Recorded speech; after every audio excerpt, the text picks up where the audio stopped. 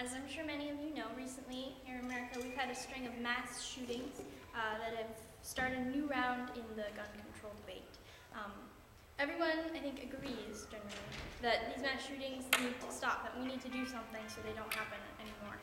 Senator Dianne Feinstein, with the support of President Obama, has suggested, in response to this, an assault weapons ban that limits the sale, the importation, the transfer, and the manufacture of assault weapons, which are basically semi-automatic guns with large ammunition capacities.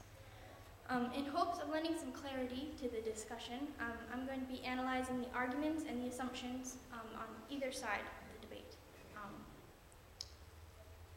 And we'll focus on three questions. What causes the problem, what's the cure of the problem, and what is the cost of the cure?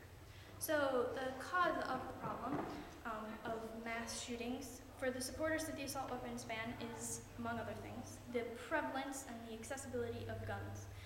They point to countries like Canada and Japan and England, where the number of guns per capita is much less than in America, and where the murder rate is also much less than it is in America, as evidence that if you have guns, you're going to have more violence. Opponents of the assault weapons ban say that it's not the prevalence, but the lack of guns, and they point to the fact that numerous of the mass shootings in America have happened in gun-free zones where people don't have guns and they can't defend themselves. So beliefs about what causes the problem needs to answers to the second question, what would be the cure? Obviously, supporters of the assault weapons ban believe that this ban is among the many cures that we could use. And they say that it will work because a previous assault weapons ban that was very similar and ran from 1994 to 2004, according to the Department of Justice, is responsible for a 6.7% drop in gun-related murders, and 9 years into the ban, a 2/3 decrease in the use of assault weapons in crimes. They also point to a police executive research forum report that said that 37% of police departments reported a noticeable increase in the use of assault weapons in crimes after the ban expired. And finally, they point out that the 2013 assault weapons ban closes many of the loopholes that were in the 1994 ban, making it even stronger. Opponents, however, say that it is not the solution. They point to statistics that say that the murder rate fell after the expiration date of the 1994 ban, going from 5.7 people per 100,000 in 2003 to 4.7 people per 100,000 in 2011. And they note that during the time that the ban was in place, there were 24 mass shootings, including Columbine, that took place. So it didn't have an impact. And they also note that there are very few mass murders or murders at all that take place with rifles, which is a large number of the guns that would be banned, probably 2.6%. So as each side assesses the assault weapons ban likelihood of success, they come to conclusions about the third question, what is the cost, and is the cost worth it?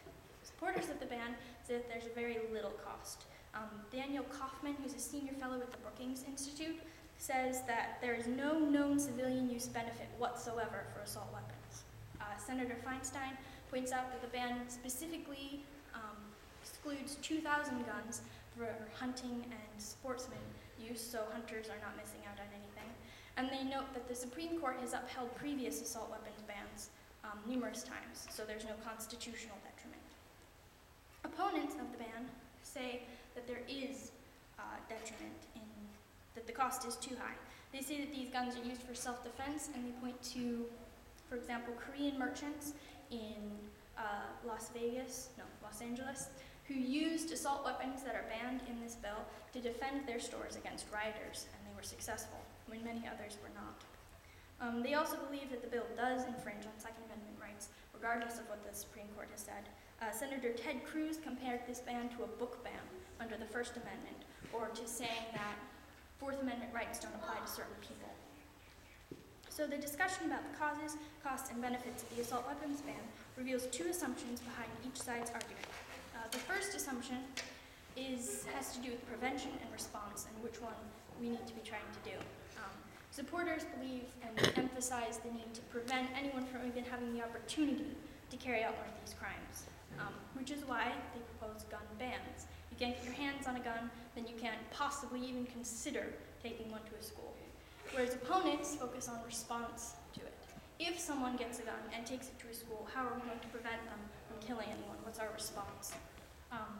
This would explain why in a discussion between Piers Morgan and John Lott on CNN, when John brought up the dangers of gun-free zones, Piers Morgan could not even understand what that had to do with the situation because his focus was on prevention and Lott's was on response.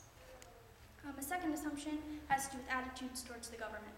Supporters of the ban seem very much more willing to turn to the government for help in situations regarding guns.